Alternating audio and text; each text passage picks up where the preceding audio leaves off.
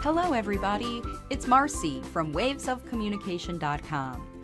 Welcome to another episode of the Language Facilitation Helpline podcast, and thank you for tuning in today. The fastest results come when you enjoy the process of language facilitation. Hello, everybody, and welcome back to the Waves of Communication channel and the Language Facilitation Helpline podcast. Today, I am here for a spotlight interview with Torie Henderson, who is a life coach for moms, and she has a podcast of her own called Supermom is Getting Tired. Thank you, Torie, for being here with us. Yes, thank you for having me, Marci. Yes, so Supermom is Getting Tired is a podcast that I came up with because I had been working with a lot of supermoms. I have a business called Life Coaching for Parents, and I've been working with them for many, many years. And I noticed some common denominators with these moms that were coming to me just feeling exhausted, overwhelmed, burdened, so many responsibilities they were carrying around on their shoulders.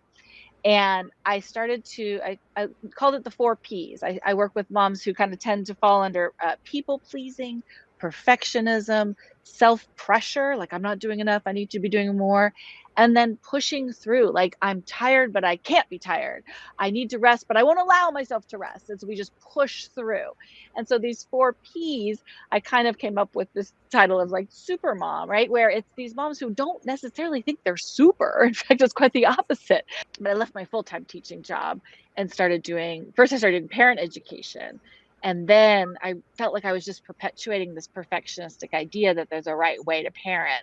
And so then got my life coaching certification, and that's when everything changed for the better, I think. I see. So I get it. Usually almost every guest, in fact, I think every guest that I've had on has been through an evolution like that. And I'm glad that you're sharing how you went through yours, because I think that's how we all find out how to improve and evolve, is through our own trials and errors, right?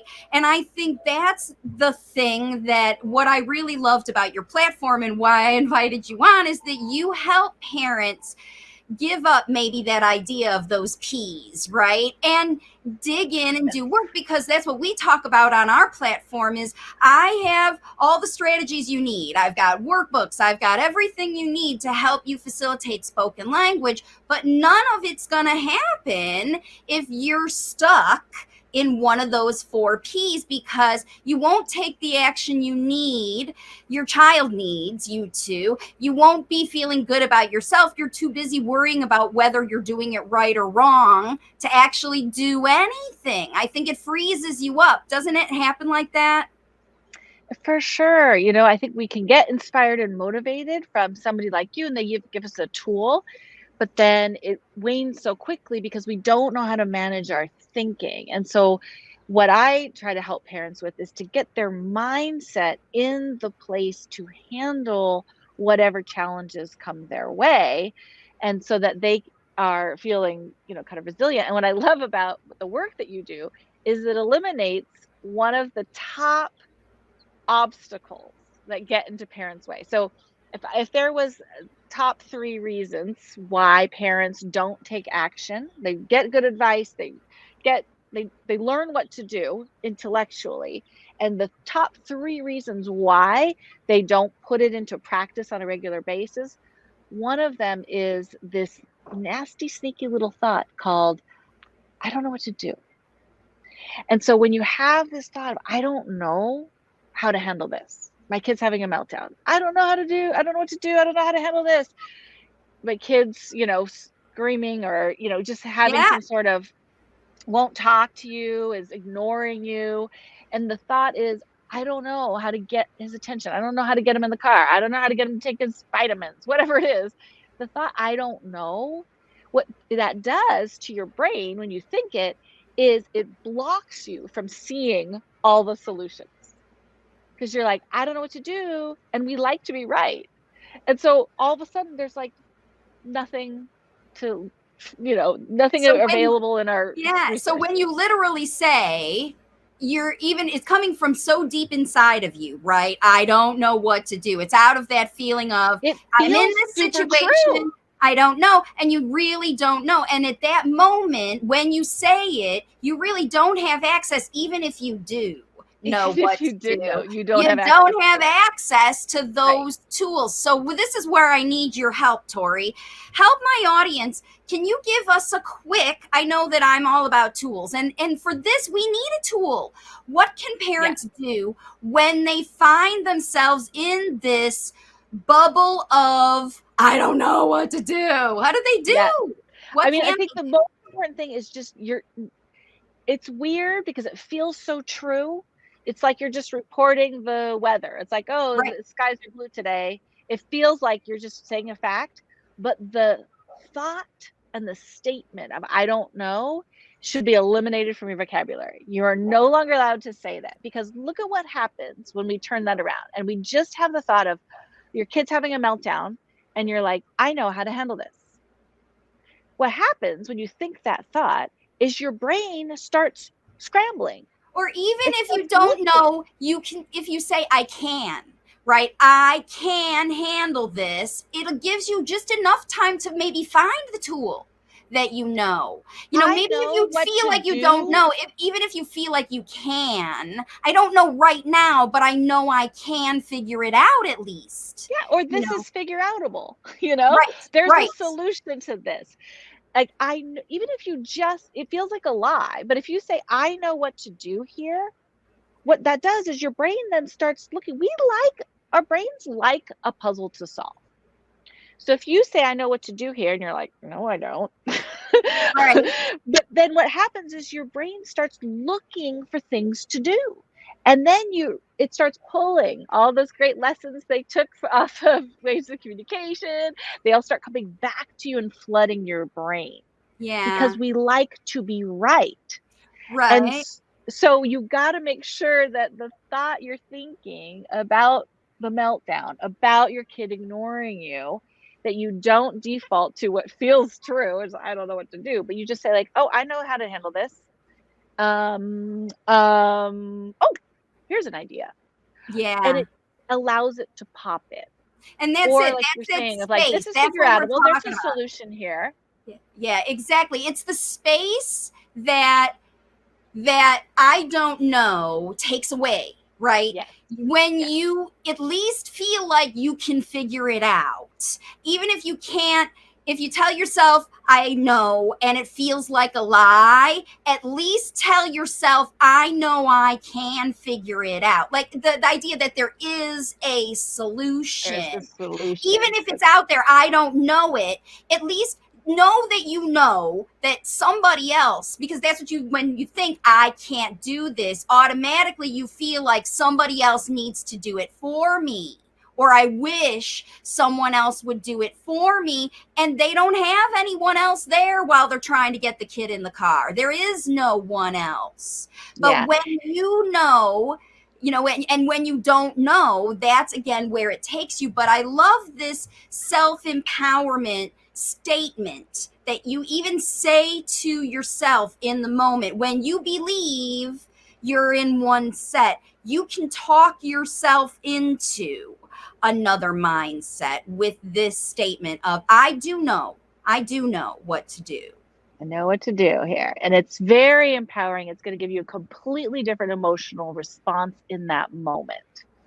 And I think it just separates out. So when your child is, feeling helpless or out of control, you can feel very in control and very empowered, and that you don't have to match the energies in the room, which is always Well, and that's helpful. very important too, because remember, these late talkers in our platform, these are kids that are in the habit of using behavior as their communication. And they are also in the habit of reading the parent's reaction and response to that behavior. They literally teach them a new language based on their responses to the child. That's why it's so important that you are in your presence and control in this situation when the child's clearly out of control, overwhelmed, in desperation mode, and you see it in front of you. If you join it, then you're both there. wander and Yes, swallowing, right? If exactly. you jump in the pool, there Yeah, you I are. call it But if falling down the well. you Now you're are both the sitting at the holder bottom of of the the life well. raft, yeah, you're the one that says, look, I can see exactly why this breakdown happened. He wanted the thing, he took the thing, he didn't want to, you know why it happened. You're there. You're there. And in this moment, give us a tool like that parents can say when they feel like they're out of control of their environment. What can parents do then? So much when you're feeling out of control and you feel like, emotions are contagious, right? It's really easy to, you say floating in the pool, I say falling down a well. Your kid falls down a well. We tend to try to help our kid in one of two ways that don't work very well. One is we fall down the well with them, and then we're both like sitting at the bottom of the well going like, well, this sucks. Like, this is dark and cold and clammy and I can't get out and I don't like it here. But we think it's helping because at least there's like solidarity, or there's like, Right. yeah, you're miserable, I'm miserable, you're powerless, I'm powerless. Like, it sort of feels right. It's kind of what women do with each other when we commiserate. If you and I were to get together and start complaining about our kids, and I tell you that, my kid's, really struggling or really annoying, you're not going to tell me how wonderful your kids are. And Right. like, well, my kid never does that. My kid's always polite and kind. Like, Right. women don't do that to each They other. normalize the dismay, don't they? They say, We yeah, my kid, commiserate. you should see what my kid is doing. It's okay, mama. My kid's bad too. We can all be worrying this in Exactly. the bottom of the well together. Let me jump in there with you. Some of your It friends makes will jump us in there. feel supported and heard and Yeah. validated. You're going to find the one area your kids is mess to, and we'll both complain about our kids together. And then we leave there and we feel better. Okay. Yeah. So I do not knock venting. I Right. think, commiserating, it's appropriate for your girlfriends. Yeah. It's not helpful when it's your kid. Right. It doesn't help them feel better because now mom has fallen down the well with them and they're like, wow, I can control my mom's mood. Look at how powerful I am. This is kind of fun. Or it's like, hey, I have the ability to like control my mom's emotions. I don't know. It just gets icky. And so It you does. don't want to fall down to the bottom of the No. well. The other thing we do to try to help our kids that doesn't really help them is when we just tell them what they need to do. Here's how you get out of the well. All you got to do is climb up the ladder or shimmy up the sides and boop, you'll be fine. Just do what I say. Here's the wisdom, right? And that makes us sort of feel a little better because it like, hey, at least we know what to do and we're helping. But it makes the kid feel worse because they want to be able to solve their own problems. And sometimes there's beauty in the struggle that they have to work it out themselves and figure out how do I start. And you can stand there at the top of the well and you can encourage them and you can say, hey, if you need help, I got a rope ladder. I can cheer you on. I can show you what to do, but it's up to you to do it and figure it out. And it's really hard for moms to watch the struggle. Like if a kid's learning to tie their shoes for the first time, we just want to get in there and do it. Like, oh my God, we're Well, late for school, it's the difference between being a caregiver and a coach or a Right. parent, right? Where instead of, because there was a time in your child's life, you got to give these moms credit. There was a time when this child couldn't do this thing on their own. They Absolutely. absolutely needed you to do it for them. But Mhm. at some point, right? When they are growing out of their babyhood into their whatever personalities and the things that they want to communicate about, I agree, Torie. They want to be empowered and equipped and coached to be their version of this end game that you have, this perfect out of the well. Like you said, maybe they even have ideas that you don't have about how to get out of the well. Maybe Right. they know how to levitate and you never knew. You know what I mean? And Let's take a it scenario. doesn't always look happy. I think that's one of the traps that moms get in, right? Is like, we want our kids to be happy. Genuinely, like 24 hours a day, 7 days a week, like always Yeah, happy. I know, but it's And not that's one right. of the It's not reality. it's one of the traps that we fall in. We think, I'm not a good mom if my kid is miserable and struggling and grumpy, but it's so not true. I Oh, remember my daughter, went to a roller skating rink, and she was trying so determinedly to figure out this roller skating thing. And we were there for like an hour, and she was just miserable and grumpy. Her whole face, the whole time, she's like, "Ah," snarling. And we're like, Megan, are you ready to go now? And she's like, no, I'm still having fun. I was like, that's what fun looks like? Okay, that looks like misery to me. well, you But know we what? The forget thing is, solving problems, overcoming things, creating challenges, finishing the 5,000 piece puzzle is not always fun. But by the time you get it done, like you can get to a certain point where you see, I'm going to get this, I'm going to do this, and that's where your daughter, even though, like you said, from the outside looked like she was miserable, but inside she was blossoming and blooming, and her neural processes were developing, and her little brain was working so hard on her own evolution that she didn't care about projecting a happy child self. In fact, if you had taken her out of the rink, she would have been disappointed in you that you weren't allowing her the space to do the work she needs to do to grow to her way. her Didn't look way. like my way. That's Yeah. right. So to answer your question of like, what can a mom do when they feel out of control, right? Or they're overwhelmed, they want to jump in and help their kid. They see the struggling or the meltdowns or whatever. The way out is to ask yourself, what is the feeling I'm trying not to feel? If I jump in and rescue them, I'm avoiding my own emotion. If I fall down the well with them and go, oh my God, I can't take this anymore. You're driving me crazy. I can't deal with this. What is the feeling you're trying not to feel? A feeling is one word. Is it overwhelmed? Is it disappointed? Is it sadness? Is it, something that's like just a one word emotion? Is it vulnerable? It feels very vulnerable to watch your kid struggle and feel angry and upset and sad and to not be able to do anything to help them. Maybe you're trying not to feel powerless and you're trying to get some power by jumping in.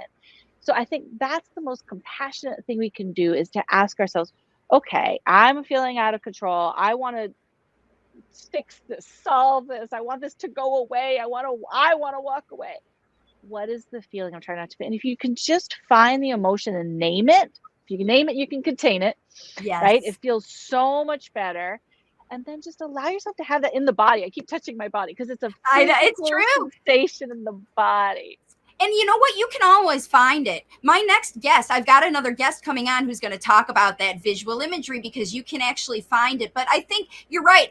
And you know what's interesting is where you end up touching your body is kind of where you find it. Like you and I tend to touch our hearts because we really concentrate, like we pay attention, you and I, because we're good at seeing it in other people. We see it in ourselves. And I think that's what I know I try to teach my clients. Isn't that what you're ultimately trying to do with the people who invest in life coaching, is help them do this for themselves?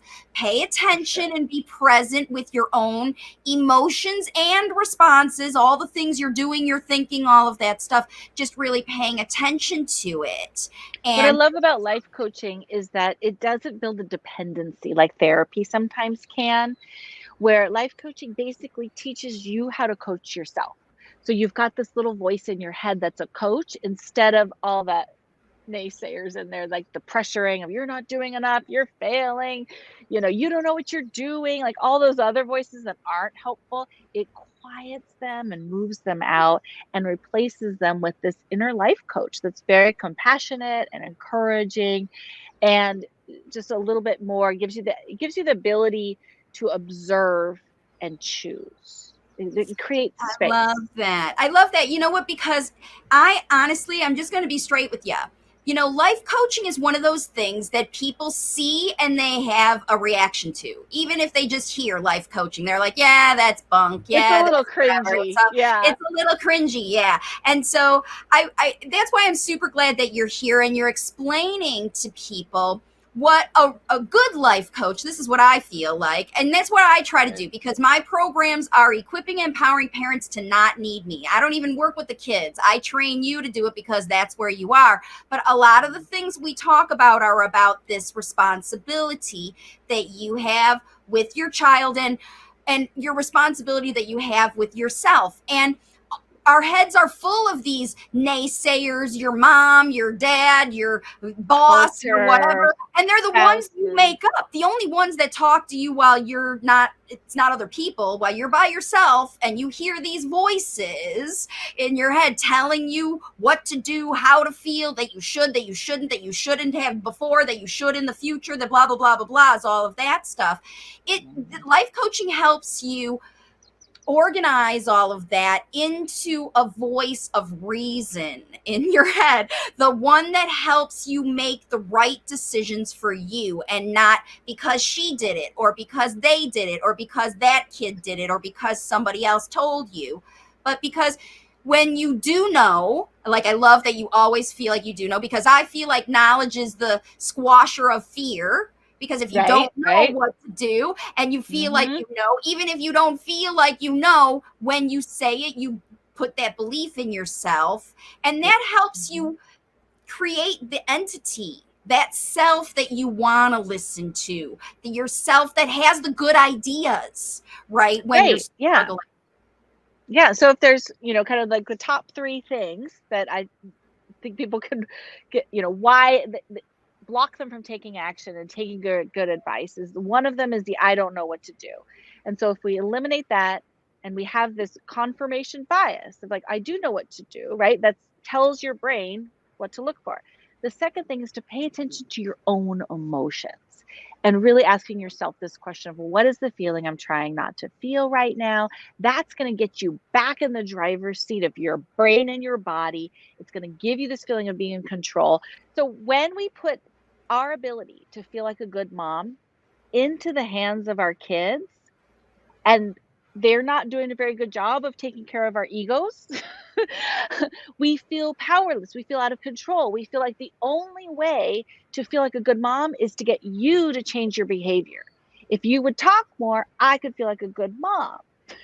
And that just never works. I don't care if they're 4 or 14 or 24. If you put your ability to feel like a good parent into the hands of your kids, they're not going to do a good job of it. So Yeah. we've got to take that power back. And just by asking that question of, what is the feeling I'm trying not to feel, it reminds you that you are a separate person from your child. And you absolutely can be a good mom, even if your child has behaviors that society doesn't deem appropriate or that embarrass you sometimes. You can feel embarrassed and still be a good mom. You can be a good mom and have a kid who's miserable and grumpy. Like, those are two separate things. And so that's the thing I work with moms. Probably the one thing I work on with most is, how do I know I'm doing enough? How do I know I'm a good enough mom? Because the super moms I work with, there's nothing they want more than to feel like they're doing a good job as a Right. mom. Like, that's so important to That's it. them. We just can't put that into the hands of our crazy kids. Right. Gotta take that back. I love this. And this is this is the you that you're trying to find. I think that Torie's program will help you find. And, I help you find that person as a language facilitator. But, I think there's a lot of reasons that people have trouble finding that mom. And that's one of the things that Torie can help you with. Torie, tell us about your resources. How can parents go and find out more about you, learn more about you, and all of that? Yeah. So first of all, if you have a question, you can write it in. So my podcast, Supermom is Getting Tired, is a Q&A podcast. So I take questions from listeners, and I answer them. Most of the questions are, just moms, I mean, really of all ages, right? Ages and stages of life. It's anything I say anything that's making you tired. Wherever you feel like you think this is the cause of what's draining your energy, write it in. And you can go to lifecoachingforparents.com/record my question, and you can submit your question and I'll answer it on the podcast. So that's number one, quick and easy. The other thing I have to offer is something I call lifecoachingforparents.com/10Q. It's 10 questions to ask yourself every day if you feel overwhelmed and you want to get in the driver's seat of your life. If you feel like your life is kind of dragging you through your days, your to-do list, your kids, your responsibilities, your chores are you're at the mercy of them. These 10 questions start to flip the script. Great. Yeah. So, and I asked Torie to talk about that resource specifically because, of course, I'm all about tools on the Waves of Communication channel. And I want to let you know that those kinds of questions, these questions, I looked them up and I read them over myself. And what they can do for you every day is help you work with my workbook. So if you are working with my workbook every day I ask you to go through these categories and different 4 categories. How is your connection with your child? How is your language facilitation mindset? In fact, you're rating that every day in the workbook. And so you can use these questions not just to say, am I a level this? Am I a level that? But why am I? And you can use these questions that Torie has as guide for you to move forward in your planning for the next day. I'm sure that's what she has because they're prompts for journaling. And I know that's one of the tools that Torie uses as well. That's why, again, I felt like we were such a good match for this podcast and this spotlight interview for all of you. So I want to just thank you so much again, Torie, for coming with us, sharing these super valuable tips that parents can use when they're feeling in the overwhelm. And if you find that you're falling down the well often, or you're exhausted often, like multiple times a day or a week or whatever, then potentially a coaching situation will help you because you're responding to those other voices and not the one of reason. You haven't developed that voice of reason in your head. You keep getting off track, chasing shiny objects, chasing all these other things, and you'll know which of those are better for you when you decide, when you have this voice of reason going in your head. And I love that this is what life coaching does, everybody. It helps you help yourself. If you know what to do, but you're not doing it, that's when a life coach is really helpful. There you go. There it is right there. So you absolutely know now. You've kind of got that criteria. And then if you are, maybe you're feeling like you're okay and you're able to pull on your bootstraps and all that stuff that we talk about that you're able to do, but you just want somebody to remind you every week about how these things are happening to other moms. It's your commiseration time, right? That's what I think this podcast, Torie's podcast, is so great about, is you can go there and you can hear other parents' struggles. They're all putting their questions in. Exactly. It makes you feel better, like, oh, I don't have that issue. That's right. I do the same thing, and you might be surprised when you scroll through previous episodes, I'm sure, that you'll see, oh, that's the question I have, and maybe you weren't. I just talk about everybody who's willing to do this, to share your own struggle and put a question out like that. You're super brave, and you're on the right track by taking that little bit of initiative. That little initiative to ask the question of somebody. Torie's not going to bite your head off. She's going to give you nice advice to help you make decisions and talk to your star player, that one that helps you have the good ideas. So, wow, really nice interview. Thank you so much, Torie, for joining me. Oh, my pleasure. Thanks for having me on. It's been great. With a whole range of Waves of Communication resources, from free content to customized coaching, you now have access to everything you need to elevate spoken language to infinite success. You are welcome to get your journey started with my 11-week language facilitation Journey to Speech workbook. You can access this workbook and all of the language facilitation resources on my website, wavesofcommunication.com.